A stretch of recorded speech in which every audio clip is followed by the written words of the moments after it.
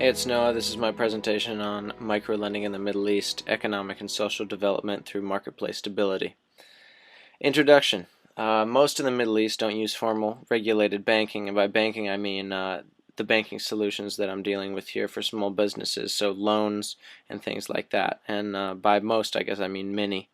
And the main issue is that there's not access. Banking isn't as convenient as it is here. It's not as ubiquitous. There's not electronic access in the same way. There's also no seen benefit. People are illiterate. At least the targets of these kind of programs are extremely impoverished and don't understand the benefits that banking can bring them. And there's no security. You don't have a Security and Exchange Commission. You have an issue with your government's credit, the stability of your government, and many other security issues that end up where you don't trust in your bank. Additionally, Congress has halted a lot of charitable aid to the Middle East after Arab Spring. We don't know who we're giving aid to, and a lot of aid we do give suffers from graft, corruption, and inefficiencies. General wasteful spending is very easy to demonstrate in the Middle East. Additionally, women don't have access to money. Traditional gender roles don't allow a lot of handling of the money by women. And government licensing for businesses is extremely expensive and prohibitive.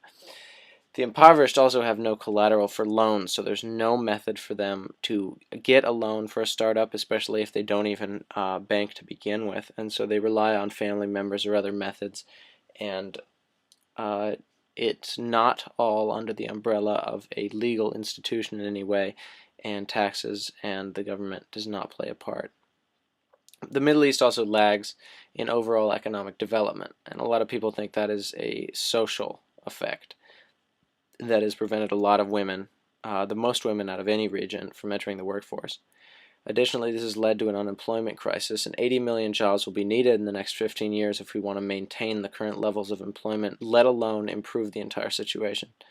And as these graphs here show, this is the amount of people who've even heard of microlending, and this is some vital background as we head into the background, demonstrating that these citizens in France and other countries in the EU barely know, but are slowly beginning to understand more about microlending.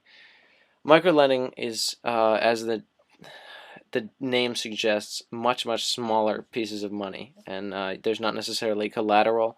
It's just on the validity of your idea and your concept, and it's access to funding that is otherwise unavailable for those who are in poverty or have no way to cover the expensive, prohibitively expensive startup costs, up to $15,000 in Saudi Arabia or Bahrain and Qatar. Additionally, the Middle East is neglected through microlending. Currently, it's only 2% of global microcredit, which is a huge industry, mostly in South Asia.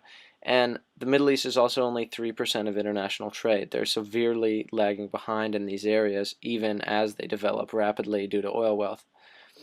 The Arab world also has the lowest female participation in the workforce, which is very significant socioeconomically, as funds lead to increased value for women, access to funding, access to business, access to women employment. It's all ways to empower women and the general economic situation in the Middle East. Additionally, charitable giving is currently oriented towards articles, so that's food, clothes, other situations, things that USAID has typically done. And these, I don't want to use the kind of Republican terminology, breed dependency, but it's a similar effect where, you know, if a company donates a ton of shoes, it'll put the local cobbler out of business, that kind of scenario. And additionally, aid is used as a bargaining chip and a solid power base for various extremist groups, as you're seeing happening in Syria. And so the Middle East is economically stagnant for a large population majority, because even as some get extremely wealthy, you have a large impoverished group that doesn't have a way to prove their own way, and they don't have the opportunity that others have. Investments like these lead to self-sufficiency, and they pay themselves back, and they lead to others hiring more people and a escalated path of economic rejuvenation. My recommended improvement is to use the G7 to coordinate by the U.S. a web marketplace that allows people to apply to get funds. They have to say what their business idea is, what their goal is, and various prompts and programs can be submitted through this marketplace that will then allow the funds to reach the correct people. Current aid, I would like to be audited in the U.S. to look for wasteful spending, and I would also like to be able to include civilian direct donations into this program, because public opinion polls have shown that civilians would be willing, at least internationally, to donate as a method of charity. I also would like the U.S. to consult and work with international banks, the IMF, the World Bank, to create a microcredit fund, as these banks have been willing to do in Southeast Asia and other areas. This is not the first time this has happened. This has also been used in a very large way in India.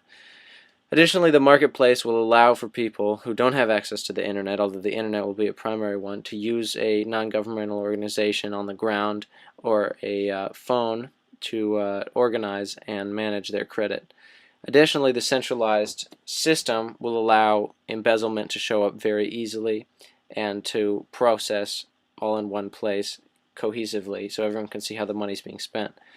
The money, it's going to be a fair amount of money. It'll be about $300 million for the marketplace website. This is a similar thing, even probably on a smaller scale than Obamacare, but Obamacare, the website portion of it cost slightly over $300 million. So I imagine this is sort of a similar situation, and that's where the majority of the number comes from. It's the system, the call center, the processing of the situations, the international coordination of it, and the allowance of people to get a charitable donation out of it that would require some funding to go to incentives for NGOs to use the program, and additionally for promotion to the public.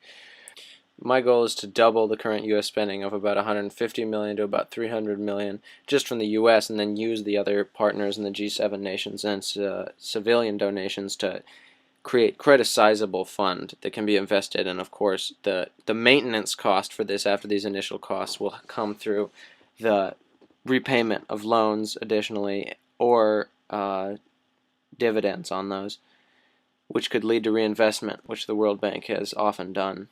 So, feasibility. Microfinance programs like these have already been done in the Southeast Asia and India, and I think would be feasible in the neglected area of the Middle East. And there's incredible evidence for success. There's even studies that I cited in my paper that stated that violence against women is going down, specifically in women who receive these microloans, because they're a valuable part of the situation. They have a role in society, and they've been allowed to grow into business owners and employers. Additionally, the funds can help with fee hurdles, like I said, and dodge the graft. It avoids a broken system and allows a centrally monitored system to be put in place to manage the funds. And it also uses kenosis, which is the process of simplifying a bureaucratic program, and this will allow it to be more acceptable at home and on the home front, even with the regional instability right now. The Department of State already spends a lot of money on the Middle East and entrepreneurs trying to achieve the same goals, but they don't use microlending in the Middle East, as it's not seen as having an implementation method, which is what the marketplace I'm suggesting provides. Additionally, the U.S. is already funding microfinance, and it already finds the benefit of these things and is experimenting with it, and polls show, once again, support and willingness of individuals to donate. And even, again, this achieves foreign policy and Millennium Development Goals and creates a market. It creates a new market. The better economic success that the Middle East has, the better everyone does, and the better U.S. goods can be sold. In summary, the people in poverty in the Middle East have no access to investments or microcredits and loans like this, and this provides them an easy way to apply and receive the money that the United States has been trying to get to them for years, but in a sustainable way that will allow a growing employment situation, social empowerment, and stability, and will hopefully trickle up into their nation's governments. And this democratic effect will come along with the process of increasing education as prosperity increases, which is a well-documented thing. Additionally, the U.S. has an opportunity to lead and enforce a positive response, whereas military action in the past has been deemed mostly negative. Thanks for listening to my presentation, and hope it was informative, if not enjoyable.